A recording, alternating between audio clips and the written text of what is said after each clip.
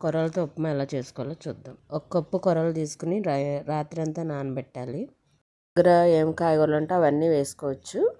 పోపు గింజలు, ఉప్మాకి కావాల్సిన పోపు గింజలు తీసుకోవాలి. పప్పు, శనగపప్పు, జీడిపప్పు, ఆవాలు కొంచెం వేగిన తర్వాత ఇప్పుడు ఒక్కొక్క వెజిటేబుల్ వేసుకోవాలి. నేను బ్రోకలీ కూడా వేసాను, ఇంట్లో కొంచెం ఉంటే వేసాను. క్యాబేజీ, అలాగే పచ్చిమిరపకాయ, అల్లం, క్యాప్సికమ్, టమాటా అన్నీ వేసి బాగా కలుపుకోవాలి.